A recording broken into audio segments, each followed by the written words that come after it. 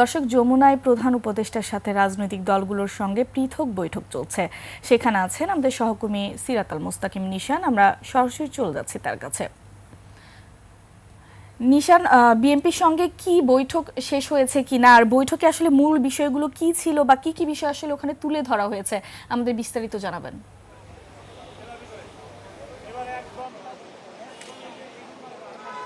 লোপা, যেমনটি বলছিলেন, সন্ধ্যা 7:30 থেকে ওয়ালটন আবারও মিলিনিয়ার অফারে ওয়ালটন ফ্রিজ কিনে আপনিও হয়ে যেতে পারেন মিলিয়নিয়ার।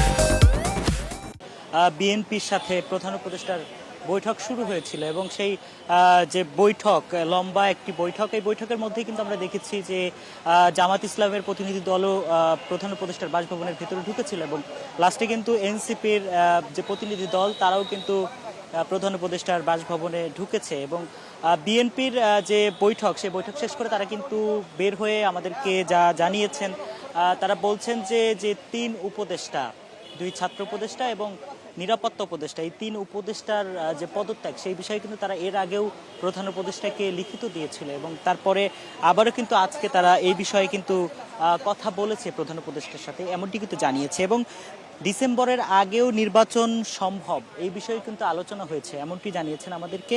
এবং বিএনপি বলছে যে আসলে বিএনপি এই যে সরকার, অন্তর্বর্তীকালীন সরকার, সেই সরকারের ক্ষমতায় আসার প্রথম দিন থেকেই কিন্তু সরকারকে সাহায্য সহযোগিতা করছিল এবং তারা কিন্তু ভবিষ্যতেও সহযোগিতা করার আশ্বাস দিয়েছেন এবং পরবর্তীতে আমরা দেখেছি যে তারা বলছেন যে নির্বাচনী রোডম্যাপের ব্যাপারে তারা কিন্তু প্রধান উপদেষ্টার সাথে কথা বলেছেন।